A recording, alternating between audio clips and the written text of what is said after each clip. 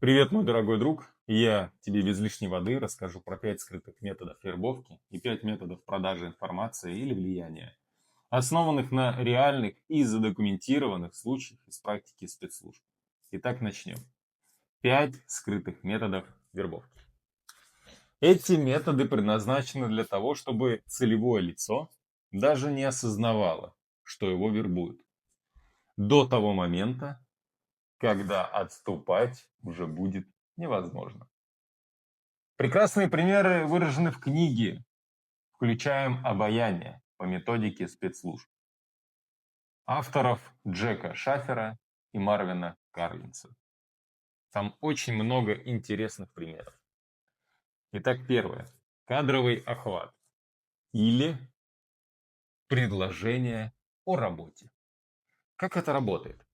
Спецслужбы через подставную, уважаемую компанию, например, консалтинговую фирму, исследовательский институт или международную организацию, выходит на перспективного специалиста.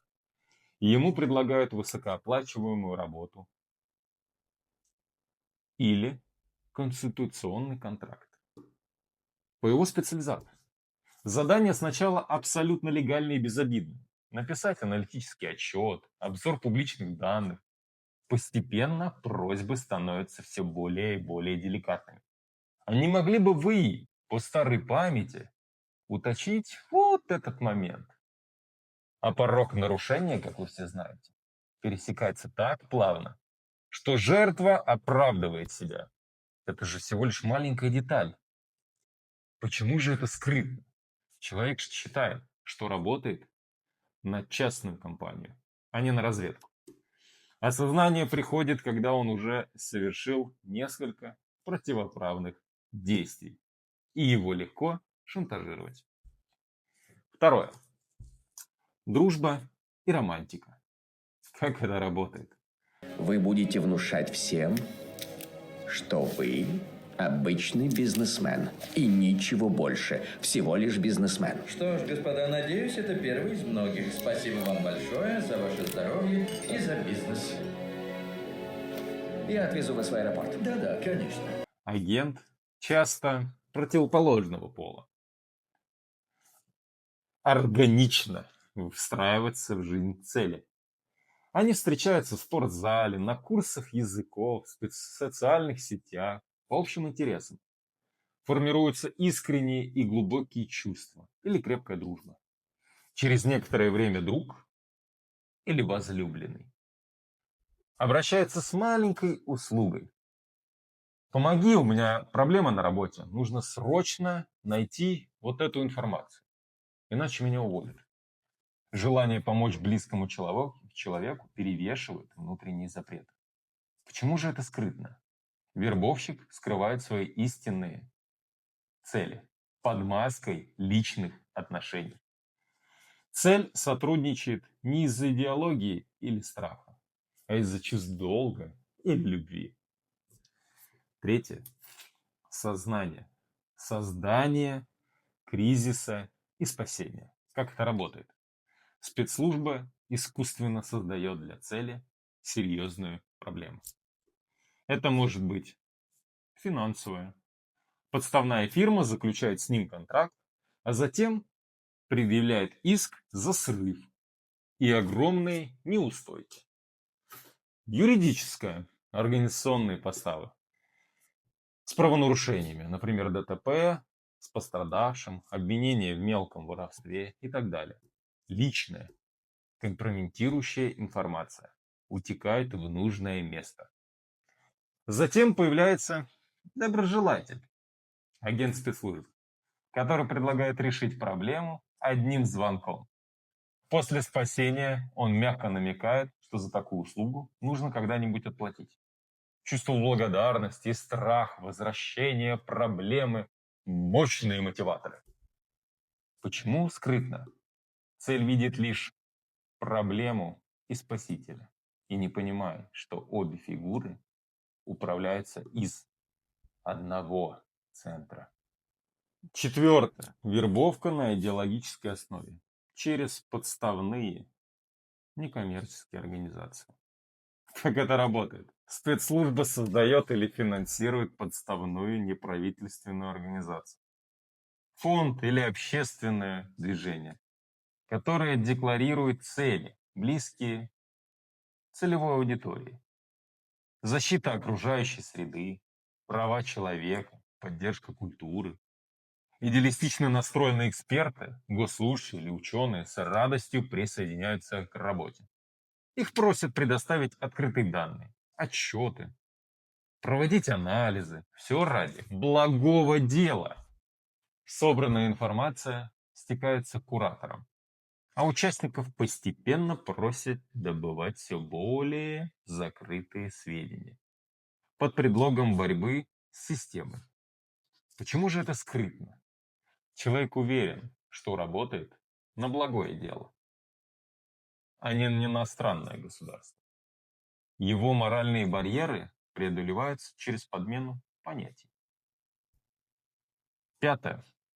Кража и шантаж. Как это работает? Это не всегда прямое насилие. Это более изощренный метод. Точечный сбор компромата. Спецслужбы могут взламывать личную переписку для поиска интимных связей, скрываемых от семей, фиксировать на видео посещение нежелательных мест, подлавливать на мелких, но позорных нарушениях. Затем вербовщик не грубо шантажирует цель, а действует тоньше. Мы знаем о вашей ситуации. Мы можем это сохранить в тайне. Но было бы хорошо, если бы вы немного помогли нам, чтобы заслужить наше молчание. Предложение подается не как угроза, а как взаимовыгодное предложение. Решение проблемы самого агента. Почему скрытно? Прямой угрозы нет. Человек дает иллюзию выбора и возможность сохранить лицо. Перейдем к 5 скрытых методов продажи информации и влияния со стороны завербованного агента. Эти методы, которые агент использует, чтобы передавать информацию или оказывать влияние, минимально рискуя быть раскрытым. Начнем с элементарного. Сборник мусора. Как это работает? Агент никогда не выносит документы напрямую. Он собирает мусор, черновики, используемую копировальную бумагу, стикеры с заметками, распечатки с пометками, которые впоследствии обрабатываются в корзину. Этот материал часто содержит ценнейшую информацию, но его утилизация слабо контролируется. Агент выбрасывает пакет с таким мусором в условленном месте, где его подбирает нужный курьер. Почему это скрытно? Действие выглядит как обычная уборка рабочего места. Даже при видеокамерах сложно заподозрить неладное. Второе. Пассивный обмен данными через забытые носители. Как это работает? Агент записывает информацию на microSD карту, например, или USB-накопитель. Носитель помещается в тайник. Магнитный контейнер под скамейкой. Щель в стене. Полое пространство в урне. Курьер, зная место и время, забирает его и оставляет на том же месте пустой носитель или оплату. Прямого контакта между агентом и курьером никогда не происходит. Почему это скрытно? Нет встреч, которые можно засечь. Нет цифровой связи, которую можно перехватить. Эти совместные проекты и исследования. Как это работает? Ученый или инженер, имеющий доступ к закрытым разработкам, советуется с иностранным коллегой, который является агентом-куратором, по якобы академическому вопросу. Он может задать гипотетический вопрос или поделиться теоретическими выкладками. которые на самом деле являются частью секретного проекта. Или передает данные, замаскированные под открытые публикации для международного журнала. Почему это скрытно? Информация передается в закодированном виде под видом легальной научной деятельности. Доказать злой умысел очень сложно. Четвертое. Использование стеганографии. Как это работает? Информация, документы, списки, схемы не передаются в явном виде. Они скрываются внутри другой безобидной информации. Стеганография. Секретный текст вшивается в цифровую фотографию. Изменение наименее значимых битов пикселей в аудиофайл, в текст письма с помощью определенного алгоритма расстановки слов. Фотография кошки, выложенная в публичном доступе в соцсетях, может содержать украденные чертежи. Почему это скрытно?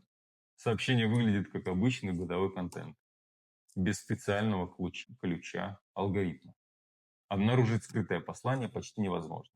Как вы можете увидеть в кошечке скрытое послание? Злоупотребление доверием через подчиненных. Как это работает? Высокопоставленный агент не сам добывает данные. Он использует свое служебное положение. Он дает подчиненным расплывчатое, но авторитетные указания. Соберите все данные по вот этому вопросу для межведомственного совещания. Или мне нужно для статистики, или для доклада руководства. Подчиненные, выполняющие приказ, даже не подозревают, что работают на иностранную разведку. Агент затем забирает собранную информацию как свой законный рабочий документ. Почему это скрытно? Данные запрашиваются и передаются в рамках обычных рабочих процессов. Подчиненные становятся полезными идиотами, снимая с агента прямые действия по добыче. Важное замечание. Описание этих методов дается в образовательных и ознакомительных целях для повышения осведомленности о методах защиты государственной тайны. Попытка применения их на практике является тяготейшим преступлением против государственной безопасности. Если вам понравилась такая информация, то вы обязательно подпишитесь, напишите в комментарии, что именно вам понравилось. И если мы наберем более 50 тысяч просмотров, я продолжу рассказывать вам о различных методах вербовки или информации, то есть ее передачи. А возможно, вы узнаете еще какие-нибудь вопросы, как работает спецслужба.